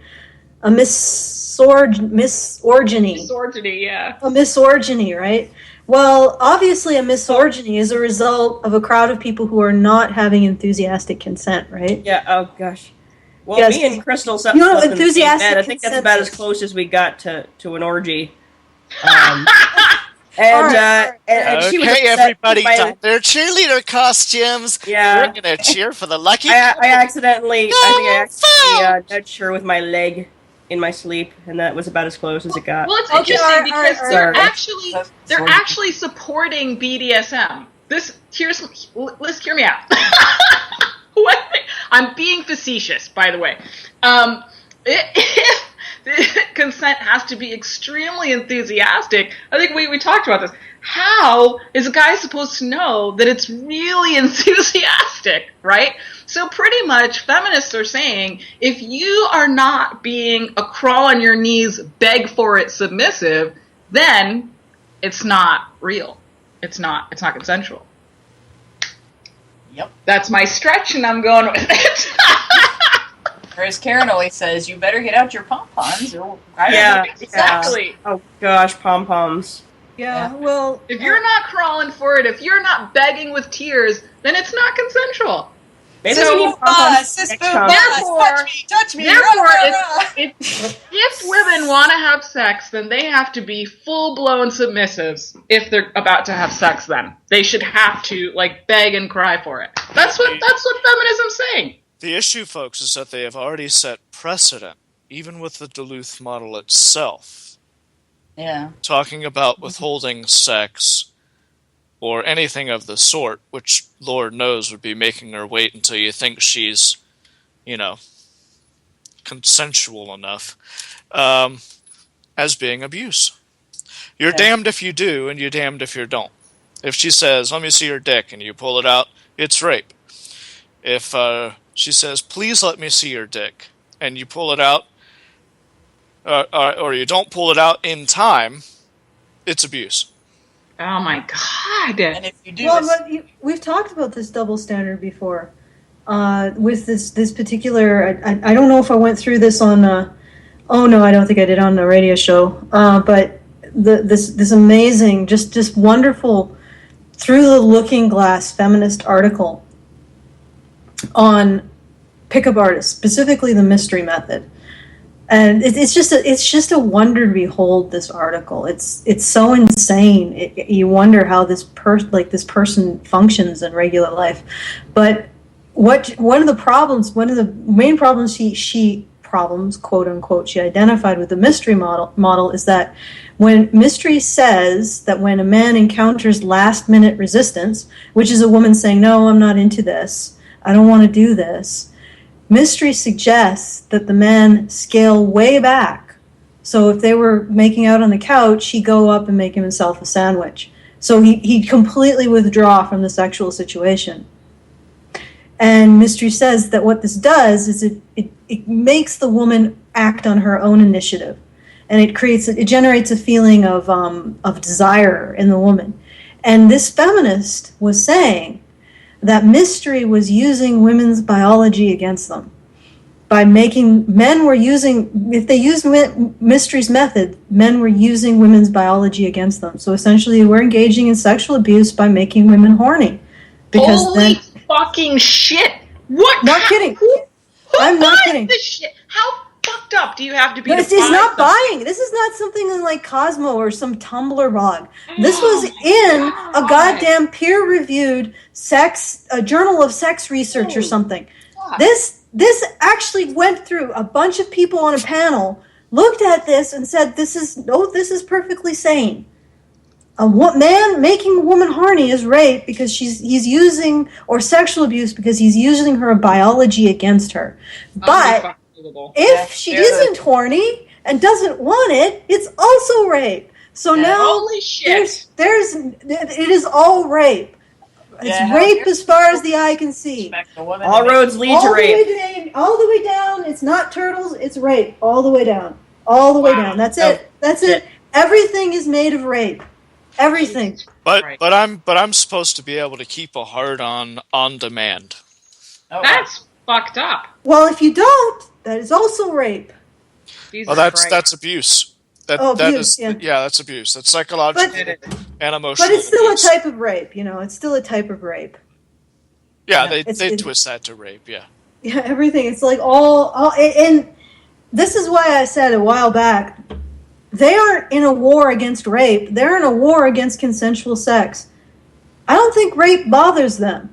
I think that the idea that there is a woman somewhere who enjoys male sexuality bothers the fuck out of them. They're just like the worst kind of traditionalists or fundamentalists. If someone is having fun somewhere and it involves a penis, they just can't stand the thought of that existing. It's like, no, it has to be destroyed.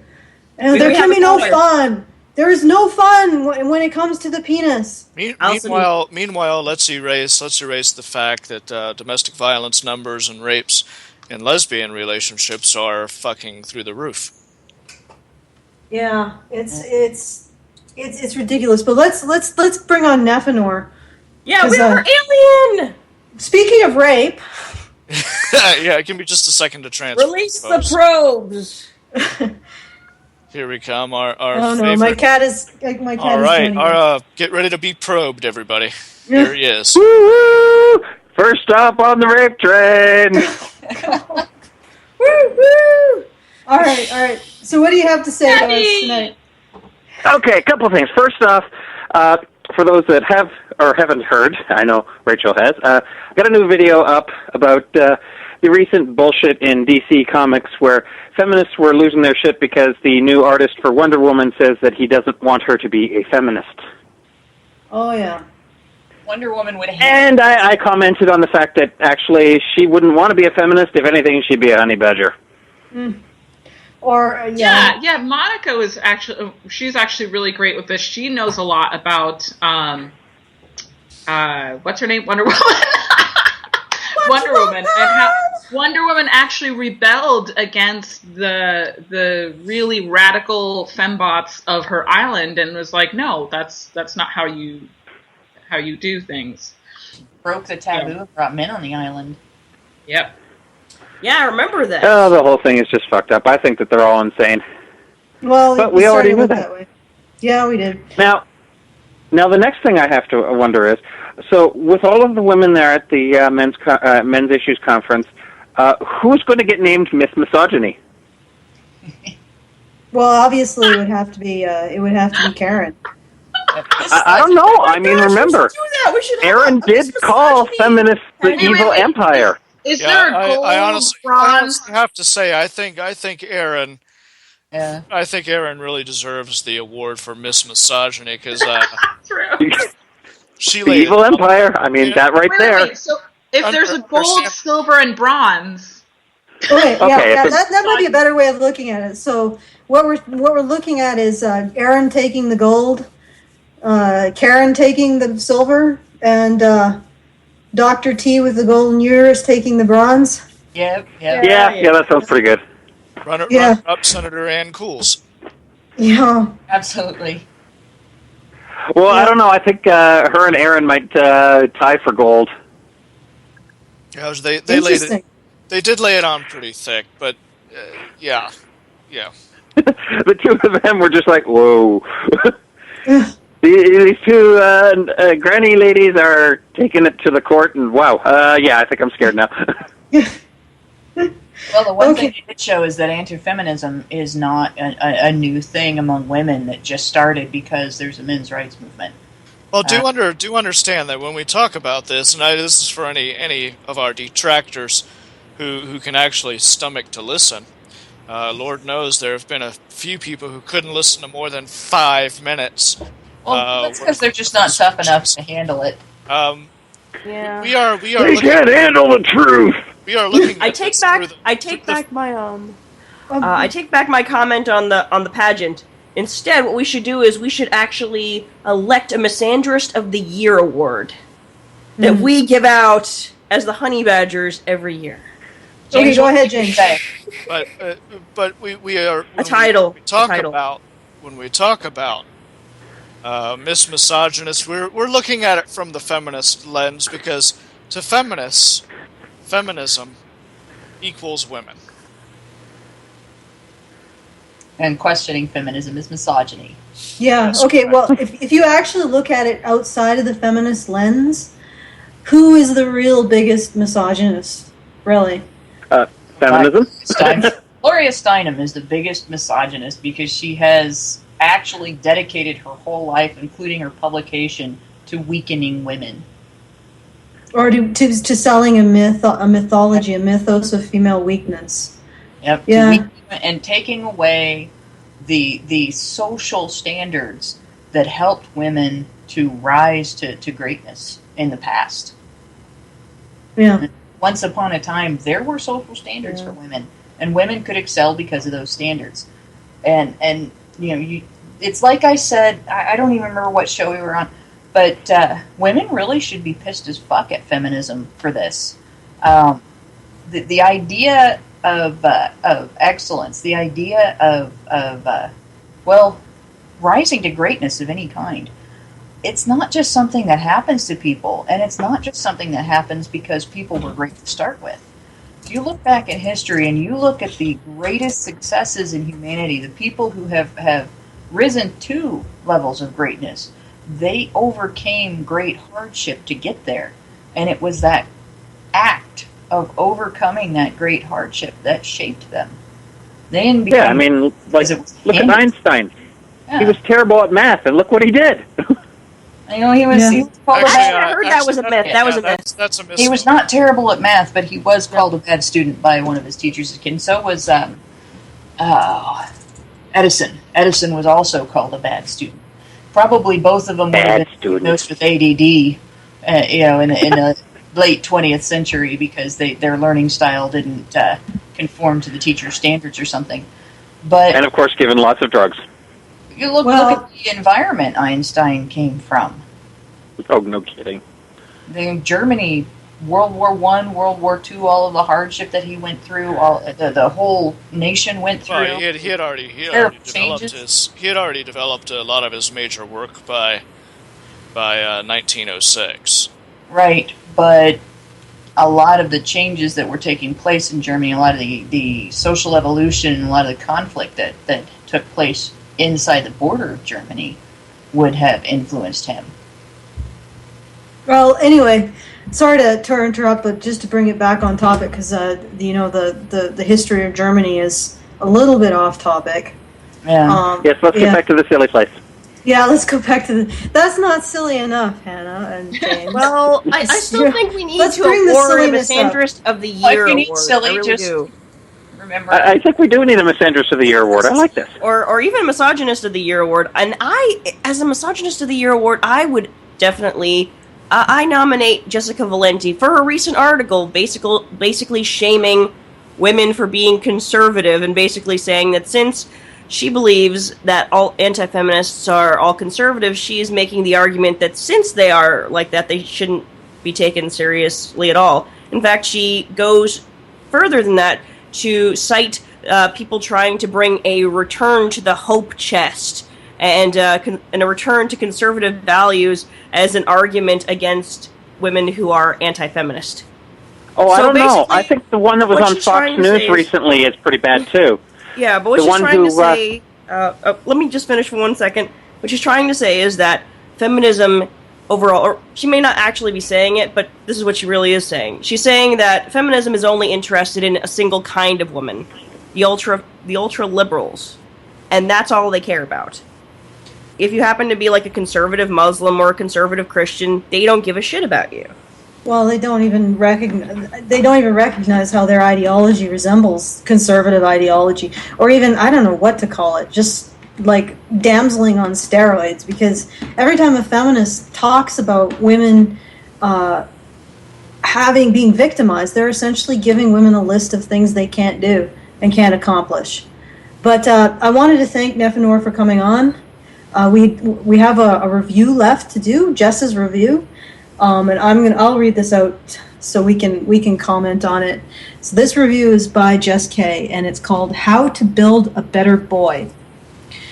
In 1985, when Hollywood pursued a story about a pair of geeky high school outcasts that hack into the government mainframe to create the perfect mate who is wholly devoted to them, they had the decency to title it inoffensively as Weird Science. But we can't be surprised when Disney recreates the story in 2014 with the genders reversed and calls it How to Build a Better Boy. The plot of the Disney version is essentially the same as the 1985 version, following your standard shallow teenager who paints a superficial picture of their ideal mate being tall, strong, cute, and of course modest. I give Disney credit in this regard for at least not insinuating that females are any less capable of being superficial than males. But because the derisive representation of men in the media is far more acceptable than a female counterpart, the 2014 version has no problem presenting nearly every male character in some level of buffoonery. From the gawky, foolish, fanatical brother to the simple-minded football coach and the inept father father who has no idea what he is doing in regards to parenting. Disney doesn't hold back when it comes to denigrating men. And of course, the better boy robot, well, his value is derived by how happy he can make girls. A major difference between the 1985 film Weird Science and Disney's 2014 film How to Build a Better Boy is the 1985 film does not attempt to place fault with women. In Weird Science, it's pretty well understood that the male geek's lack of sexual appeal is the cause for their inability to attract girls, thus causing them to create their own ideal girl. However, in How to Build a Better Boy, the implication of the title is that it's boys' fault for not being attracted to geeky girls who lack sexual appeal. But that makes sense because everything is men's fault, right? In closing, can we please appreciate the hypocrisy in the trailer for How to Build a Better Boy on YouTube being sponsored by the Dove campaign's Just Like a Girl hashtag, which is meant to empower girls against supposed gender insults. Nothing says gender equality like female empowerment and male denigration in the same space. And that's Jess K's review of How to Build a Better Boy. Anybody want to? Yeah. Oh, yeah. Oh, jeez. I saw. No, go ahead, Rachel. Yeah, I mean, I think the problem is that instead of the great thing about Weird Science is that these guys realized that what they were doing is they were trying to create their ideal woman, but really the women that ended up being attracted to them ended up being good for them overall. And I guess this doesn't happen in the reverse gender version that Disney has probably sanitized and created. What's probably happened is that they're saying that girls shouldn't have to find guys that they are compatible with. They should be able to get the attractive guy that they feel that they are most suited for, whether or not they're suited for them at all. Yeah, it is an interestingly hypocritical message. Yeah, don't find a geeky guy or a smart guy that might appreciate you for your brain. We need to make those attractive jocks be attracted to nerdy girls. Yeah, don't actually just be happy with kind of people that are attracted to you, which is the message of the original film. I don't remember it entirely, but that's Weird Science? Yeah. The message of Weird Science was that there is no ideal. The ideal is not a real thing. It's an imaginary thing. And as long as you focus on it, you can never really get into an intimate relationship and enjoy that. You can never form a close bond with somebody because you're too focused on something that doesn't exist. And what I can't remember the character's name played by Kelly LeBrock, but what that character taught those guys was that they needed to see humanity for what it is and appreciate other people for who they are and themselves for who they were, and not try to focus on some sort of an ideal that comes from out of nowhere and that they've made up for themselves. And that's something that it's pretty much the opposite message that feminism gives to girls. That even the stupid "you can have it all" message is about focusing on an ideal that's not achievable, rather than focusing on who you are and appreciating the people around you for who they are and the circumstances you're in for what they are and working with that. Our chat says Lisa. Lisa was her name. And being grateful, the reality is that if somebody is attracted to you and does want to spend time with you and cares about you, there should be some gratitude there and not constantly comparing them to an ideal that's unattainable. Yeah. Or not just not unattainable, but I mean, it's attainable by some people, but it's like there's never-ending list of demands, like you were saying. Just learning to appreciate what is there and not constantly focus on the ideal, and then that there is no ideal. But and that ideal, it might be attainable, but it's only attainable by focusing on it, and you kind of lose your humanity a little bit when you focus on that type of idea and try to mold yourself into something that is. It's not really a functional ideal so much as it is a fictional ideal. Yeah, you need someone who appreciates you exactly the way you are and doesn't try to make you someone that you aren't. And if you are going after people who want you to be something completely different, that person isn't good for you. And you cannot focus on being something that's not functional. This is really a big thing. This is why there is so much divorce and dysfunction and pain and suffering in Hollywood and in the modeling industry, and this type of unhealthy focus is very damaging, and it's very hard to survive in an environment where that is the norm. You really have to be anchored to be able to survive in that situation, and most people are not anchored enough to handle that. Well, it's just and having gratitude for what you get. I mean, nobody is perfect, so I don't know if it's entirely accepting everything about a person, because sometimes they come with baggage, but trying to help them through whatever they want to help themselves through, and supporting them in that, and being grateful for what you do get. Just being grateful for somebody who wants to bloody well spend their life with you or time with you. Yeah. Focusing where did that go? Everybody's got baggage. I think it's more understanding what you can handle of someone else's baggage and what you can't. Yeah. And understanding yourself. What level of character you exhibit and what level of character they exhibit in trying to deal with that baggage. Well, I mean, baggage is no excuse to be, behave in a way that's harmful or discourteous to other people or anything like that. No, it's a reason why you might have some emotional issues, but it's not a reason to abuse or a reason to allow dysfunction to pervade invade your life and touch everything that you do. Yeah, but the thing is that some people do. I mean, the idea is to support people in being better, but sometimes we go through like a lot of different feelings and emotions and behaviors in that process. But we're getting towards the end of the show. Yeah. Can I have a final thought? Yeah, you can have a final thought, Rachel. Okay. But nobody else gets a final thought. Oh. Silent. Okay.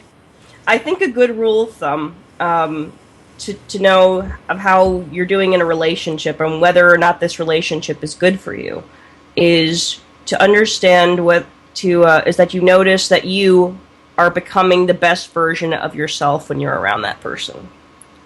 And if you're becoming the worst, if they're bringing out the worst in you, that's probably unhealthy. But if you are the best version of yourself when you're around them, and they support you in the right way, I think that's a good rule of thumb. Yeah,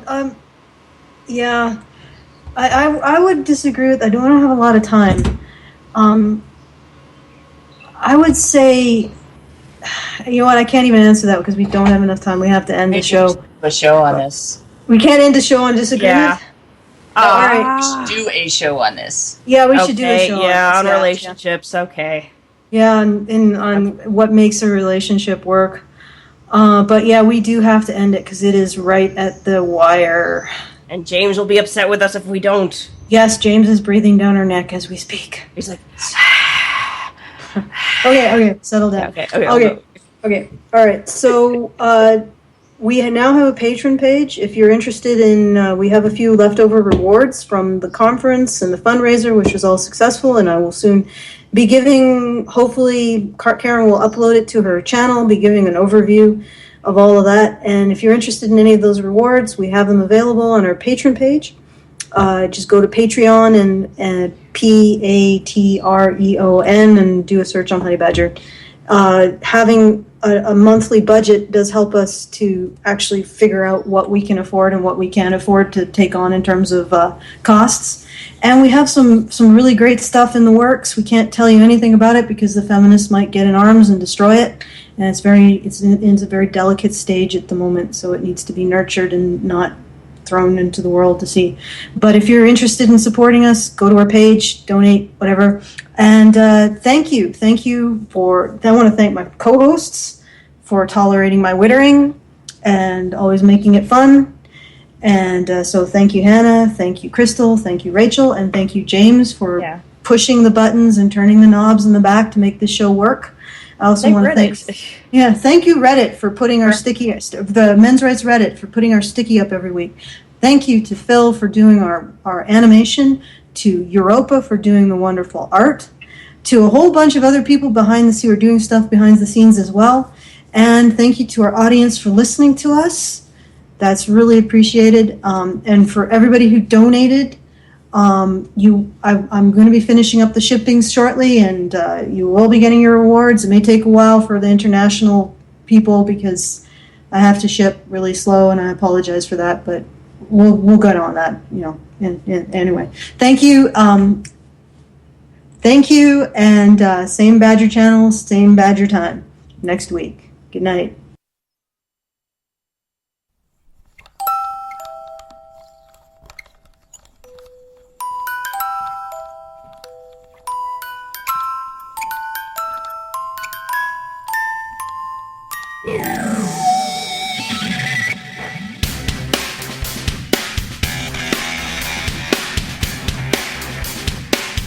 Like a furry torpedo to the jugular. This is Honey Badger Radio, radio with